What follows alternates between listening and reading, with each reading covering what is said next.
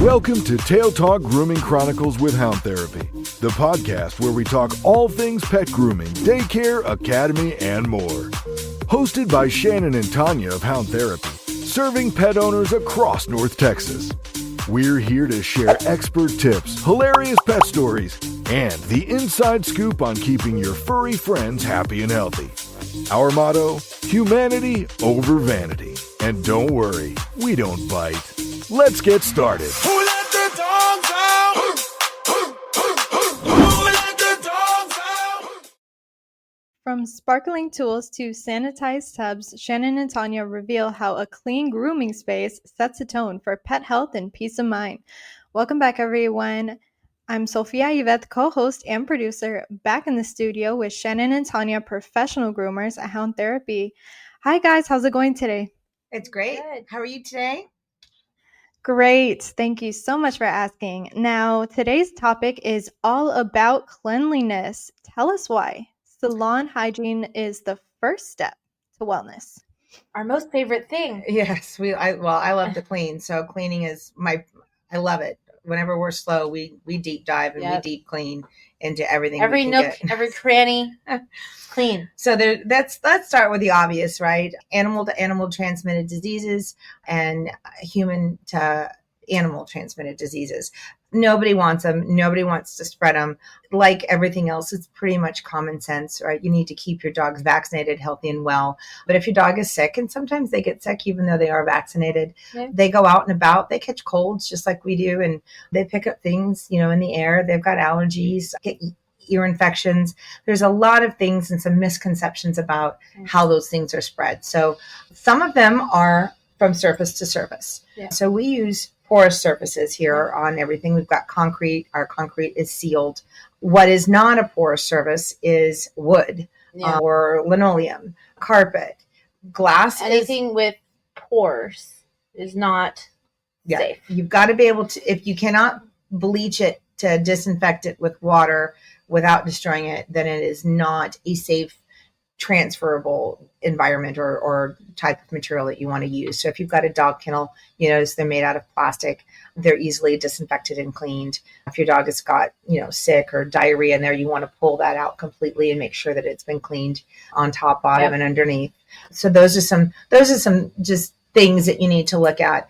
In the grooming service, if you walk in, and let's just get with the obvious, if it smells, don't stay there. Just don't stay. Yeah, it's off-putting. Yeah. Nobody wants to walk into a shop and have this pungent, oh my, we do It dogs smells in like here. pee or poop, or it smells like dirty dogs. You don't want your shop to smell like that. Now, I'm not saying that, from time to time we walk in and, we've got a lot of dogs that have just walked in and they're all smelly and, you can kind of walk in and smell it on the heat of a summer day, but it's not typical for us to have our shop that smells bad. So if you are walking to a shop that does not smell good, the chances of them demonstrating hygiene and cleanliness over a period of time is probably less than positive. So definitely your nose should be able to do 90% of the work for you. Ask to walk around and look and see, are towels put up? Are they in a covered bin? Does the tub, is it smell like sewer when you walk in or walk past? Our tubs here get hair down them every single day. We clean out our drains because fleas can live in those, hair can live in there, which then grows algae and it will back up your drain. And it's just awful. We have backflow systems. And it smells terrible. Oh, it's awful. Our vacuum cleaners, those get gross and disgusting. So we hose those out. I mean, it's the little things that you don't see. Yeah. Those are the things that smell. And when you use a wet dry vac, it sucks it up and it puts all of that air back into the shop because it's, it's got to blow air out of something. So common sense is probably your best, number one defense in that.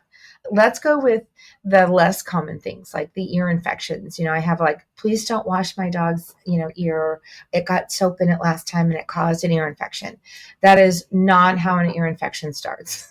An ear infection does not start from us washing your dog. It does not happen because there was some shampoo that got into the bottom of that dog's ear canal. Shampoos are disinfectants, regardless of whether they say or don't say. Water that gets into a dog's ear can cause a yeast infection or an infection due to the fact that your dog has yeast, especially if it's a big floppy ear. Another way you can transfer would be we use hemostats to pull the ear hair, or if they've got a little bit of a brownness or a smell to them. Our hemostats, we have got multiple. We have 50, 60 pairs here easily, just off the top of my head. And after we pull ear hair or we stick anything down inside of a dog's ear, we will stick it in barbicide, which is a hospital level disinfectant. And that makes sure that it kills any bacteria or anything that's on that. And then we pull them out and clean it. So we aren't using the same tools. The same thing with blades. If I'm going over a dog that's got something that looks like ringworm or mites or something that's real yeasty or gross and I'm not sure what it is, I'm not going to reuse that blade on another dog. We do clean and disinfect our blades with a 5-in-1 in between every dog when they're here. It not only helps the blade, but it does keep any kind of disease from transmitting from one animal to another. Not to mention that, if we touch those blades, same thing. We want to wash our hands in between because we don't want them. I don't want unmentionables on me. No, no, thank you. So a lot of these things that we use, and we've kind of made a hybrid of it because, we've got cosmetology degrees and barber degrees. And so the state of Texas has basically said, hey, look, this is what you have to disinfect. These are what chemicals you should and shouldn't use. We don't necessarily have that protocol for dog groomers because, once again, unregulated. I just can't say it in enough episodes. But because we don't have that, it's not that people maybe don't know that. It's that they don't take the time because they don't understand the importance of the little things. And for us here, it's the little things. Yeah. We have tile on the back of the walls. We clean, we hose the walls down. We have drains. We pick up the drain lids and clean underneath and behind them.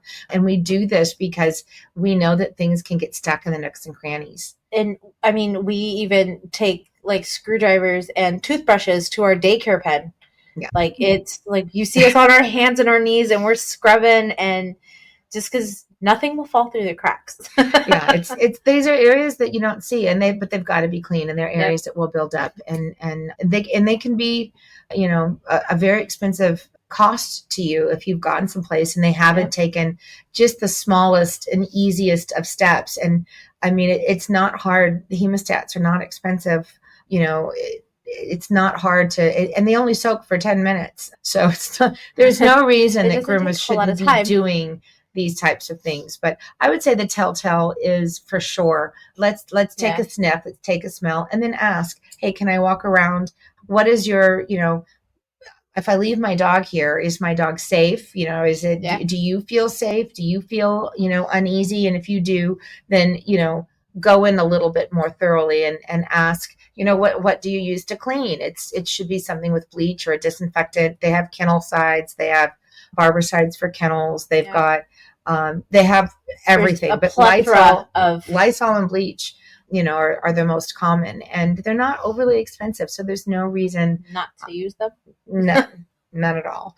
We don't use smells or anything like that. We don't burn incense or, have Febreze to try to mask an odor. So if a dog takes a big old poop in the back, when you walk in, it might smell like poop, but it's just because he pooped when he got here. So other than lighting a match and blowing it out, it is what it is. So, but for the most part, you can walk around and you can see that our shop is clean. It's a very, very important step. And I feel like people should just, be more aware, use your gut instincts for sure. Yeah, definitely. Yeah, I agree. Hopefully that answers some questions for there, and would hoping makes some people feel a little bit more easy about, leaving your dog, especially with us. And we're more than happy. We have an open salon to show you around. But if you've moved or I will parade them around the shop. I don't care. I'll take their hand and skip throughout the shop. Take a little peek and look around. Use your best judgment. Ask if they vaccinate, if you have dogs here that are good and well behaved.